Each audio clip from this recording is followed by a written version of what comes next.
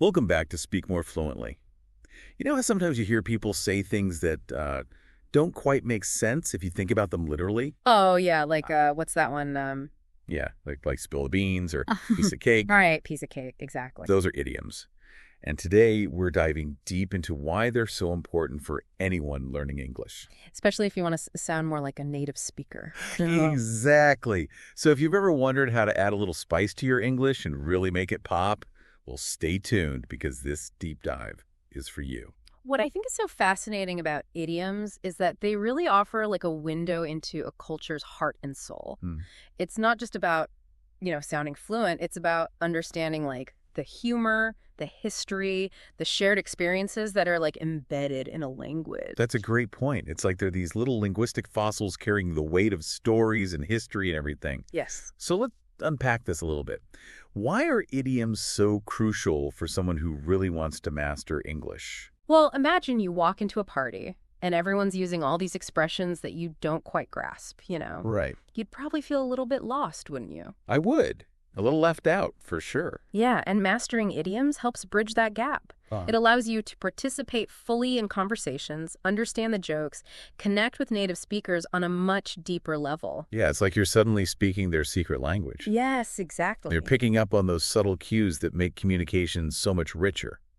And it's not just about understanding others, it's also about being able to express yourself with more flair. 100%. Instead of just saying something is easy, you could say, it's a piece of cake. Right. Or if you're trying to encourage someone, you could say break a leg instead of just like wishing them good luck. Idioms inject personality and color into your language. Okay, so we've established that idioms are important. But where do we even begin? I mean, there are thousands of these things. It can be a bit overwhelming, that's true. Yeah. But remember, you don't need to learn them all at once. Right, that would be impossible. Start by focusing on the most common ones that you hear in everyday conversation. And instead of just memorizing lists, try learning them in context. So, like, if I'm watching a movie and someone says, spill the beans, I should pay attention to the situation, how they're using it. Exactly. Movies, TV shows, podcasts, even music, they're all fantastic resources for learning idioms naturally. Pay attention to how native speakers use them when they choose a particular idiom over a simpler phrase and what effect it creates. It's like learning by osmosis. You're just absorbing the language while you're enjoying the content. Exactly. What about those times when I come across an idiom that completely stumps me? Like, I have no idea what they're talking about. Don't be afraid to ask. Native speakers are usually very happy to explain, and it can actually lead to some really interesting conversations about where these expressions come from. That's a good point. I bet there are some fascinating stories behind some of these idioms. Oh, tons. Like, for example, bite the bullet. That one always kind of intrigued me. I know it means like to face something difficult head on, Right, you got it. but where does that even come from? Well, the origin's actually quite surprising. It dates back to a time before anesthesia was common. And during surgeries, soldiers would literally bite down on a bullet to help cope with the pain. Wow. Okay, that is not what I was expecting. Pretty intense, right? That is intense. But it makes the idiom so much more vivid and memorable, knowing that history behind it. Exactly. And that's the beauty of these expressions. They're like these little time capsules, preserving cultural practices, beliefs. And for example, you know that expression, raining cats and dogs? Oh, yeah, classic. That likely originated from a time when heavy rains would literally wash stray animals into the streets. Oh, wow, I never thought about that. It's pretty crazy. So we've got like literal cats and dogs and bullets and all this stuff. Yeah. It's amazing how much history and culture are packed into these everyday phrases. Absolutely. Idioms offer this amazing glimpse into a culture's values, humor, and even superstitions sometimes. And understanding them just adds a whole new dimension to the whole language learning experience. It's like a secret layer. Yes. Okay, so we've talked about the why and kind of touched on the how of learning idioms, but let's get practical here. Right. Can we break down a few common idioms and their meanings so our listeners can kind of get a feel for what we're talking about? Absolutely. Let's start with break the ice. Now think about those awkward moments at a party where no one knows what to say. Oh, I know those moments all too well. Right. You're just kind of standing there hoping someone will say something to kind of ease the tension. Exactly. That's precisely when you break the ice. You might tell a joke, ask a question, compliment someone's outfit. anything to get the conversation flowing. It's like taking that first step into the pool, you know. Yes, Once you break the ice, it's so much easier to just jump in and enjoy the party. that's a great analogy. Now, let's say you find something incredibly easy to do, maybe baking a cake or solving a puzzle, whatever. You could express that ease by saying, it's a piece of cake. Oh, I love that one. Well, It's so much more expressive than just saying it's easy. right. And how about when you are dying to know a juicy secret? Oh, tell me. You might nudge your friend and say, come on, spill the beans. Yes, that's so true. It's like those movie scenes where someone accidentally lets a secret slip and everyone gasps. Yeah. Spill the beans. Just captures that sense of anticipation and revelation perfectly. It really does. Now think about a time when you had to make a really tough decision, maybe quitting a job or finally confronting a difficult situation. You probably had to just bite the bullet, right? Definitely. Like when I finally booked that solo trip I'd been dreaming about for ages, I was hesitant, but I knew I had to bite the bullet and just go for it. And I bet it was an amazing experience. It was life-changing. Sometimes you just got to push past those fears and take the plunge. Absolutely. And speaking of pushing past something unpleasant, what about the idiom under the weather?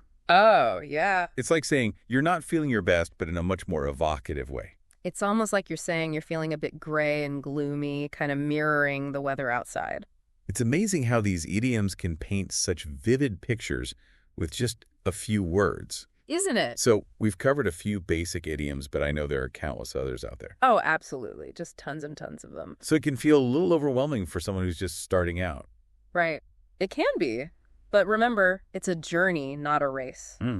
Start small, be curious, and have fun with it. Yeah, it shouldn't feel like a chore. Learning a language should be an adventure, especially when it comes to idioms. Exactly. And speaking of adventure, what are some common pitfalls we should be aware of when using idioms?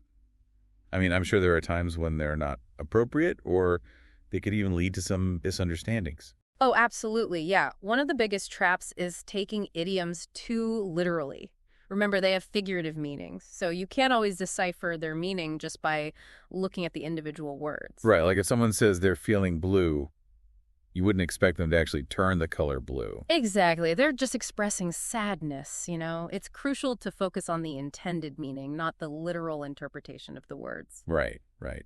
And I imagine using an idiom in the wrong context can lead to some pretty awkward situations too. Oh, for sure. It's like wearing a swimsuit to a formal dinner. It just doesn't fit. You wouldn't tell your boss to break a leg before a big presentation, for instance. Oh no, that would be disastrous. So how do we avoid these kinds of blunders? It all comes down to being mindful of your audience and the context of the situation. Are you in a casual setting or a formal one? Are you speaking with someone who is fluent in English or someone who is still learning? So it's like using the right tool for the job. You wouldn't use a hammer to screw in a light bulb. Exactly. And just like with any tool, practice makes perfect. The more you use idioms in real-life situations, the more natural they will become. But how much is too much? I don't want to sound like I'm trying too hard or overdoing it with the idioms. Yeah, that's a great point. Moderation is definitely key. Think of idioms like spices. A sprinkle here and there adds flavor, but too much can overwhelm the whole dish. So don't try to force them into every sentence. Right, use them strategically to add that color and personality to your language. Okay, I like that. And if you're ever unsure about whether someone understands an idiom that you've used, don't hesitate to clarify. Always better to be clear than to risk confusing them. Absolutely. What are some other common mistakes that people make with idioms? I see a lot of people rely too heavily on memorization without really understanding how to use those idioms naturally. It's not about reciting lists, it's about being able to integrate them seamlessly into your speech. So it's not just about knowing the idiom, it's about knowing when and how to use it. Precisely. And don't be afraid to make mistakes. It's a natural part of the learning process. The key is to learn from those mistakes and keep refining your skills. And maybe even have a laugh about it. I'm sure we've all had those moments where we've misused an idiom and ended up saying something completely hilarious. Oh, absolutely. Embrace those moments. They're opportunities to learn and grow. It's all part of the fun of language learning. So we've talked about the pitfalls, the importance of practice. Now let's shift gears and talk about strategies for actually mastering these tricky expressions. What advice do you have for our listeners who are ready to take their idiom game to the next level? One of the most powerful tools is immersion. If you have the opportunity to travel to an English-speaking country, seize it. You'll be surrounded by idioms in everyday life, conversations, TV, even advertising. It's incredible. It's like stepping into a living, breathing dictionary. That's a great way to put it. But even if travel isn't an option right now, there are still so many ways to immerse yourself. You can watch movies, listen to podcasts, join online communities where English is the main language. The key is to create that environment where you're constantly exposed to the language in action. Right, and don't forget about those language learning apps. They can be a really fun and interactive way to learn new idioms and test your knowledge. Oh, absolutely. A lot of them use gamification and quizzes, so it feels less like studying and more like, playing a game. Plus, they often have helpful examples and audio pronunciations, which can be super useful. Yeah, for sure. Speaking of making it fun, are there any visual learning techniques that work well for learning idioms? I'm a pretty visual learner myself. Mind mapping can be incredibly helpful for this. It's basically a way to visually organize information so you can connect related idioms and create sort of a mental map of the language. So, for example, if I'm trying to learn idioms about emotions, I could create a mind map with emotions in the center and then branch out to include different idioms related to happiness, sadness, anger, and so on. Exactly. And you can use colors, images, even little doodles to make it more visually appealing and easier to remember. It's a great way to engage both the creative and analytical sides of your brain. It's like turning language learning into an art project. I love it. And what about interacting with other people? Is that helpful when it comes to mastering idioms? Oh, definitely. Joining a discussion group or finding a language exchange partner can be incredibly beneficial. It's like having a built-in support system. People who can help you practice, give you feedback, share their own experiences. It's like having a cheering section for your language journey. Exactly. You mentioned feedback earlier. What are some common mistakes people make with idioms that we should try to avoid? One of the biggest ones I see is relying too heavily on memorization without really understanding how to use those idioms naturally in a conversation. It shouldn't sound like you're just reciting a list. You want to weave them seamlessly into your speech. It's like learning a new dance move. Hmm. You can memorize the steps, but it won't look smooth and natural until you practice it and make it your own. Exactly. And speaking of practice, don't be afraid to make mistakes along the way. Everyone does. The key is to learn from those mistakes and keep refining your skills. And maybe even have a laugh about it. I'm sure we've all had those moments where we've misused an idiom and ended up saying something totally hilarious. Absolutely. Embrace those moments. They're all opportunities to learn and grow, and that's part of the fun of language learning, right? Exactly. Okay, so we've talked about immersion, apps, mind mapping, discussion groups, and the importance of practice and feedback. What's the secret sauce that ties it all together? What's the most important thing to remember as we navigate this world of idioms? The most important thing is to remember that idioms are not just about sounding fluent. They're about connecting with people on a deeper level. They're about understanding their humor, their history, their way of seeing the world. It's like unlocking a secret code that lets you into a whole new level of communication and understanding. Exactly. When you use idioms effectively, you're not just speaking their language, you're speaking to their heart. That is beautifully put. So embrace the power of idioms, have fun with them, and let them open up new worlds of communication and connection. Now, what idiom will you try using today? Ooh, so many to choose from. You know what? I think I'm going to go with hit the books. I have a lot to learn before my big presentation tomorrow, so it's time to buckle down and get to work. That's a great one. It shows dedication, that you're ready to put in the effort. Good luck with the presentation. Thanks. I'm a little nervous, but I'm also excited to try out some of these new idioms I've learned. That's the spirit. Confidence is key, remember. The more you practice, the more natural it'll become. Absolutely. And speaking of practice, I think this deep dive has given our listeners a fantastic starting point for their own idiom adventures. I agree. We've covered so much ground from why idioms matter to practical tips for learning and actually using them, right? Yeah, we talked about their history, their cultural significance, how they add that extra oomph to language, and how they can help you connect with native speakers on a whole other level. And we explored so many different strategies, from just immersing yourself in the language to those handy language learning apps, mind mapping, even joining discussion groups.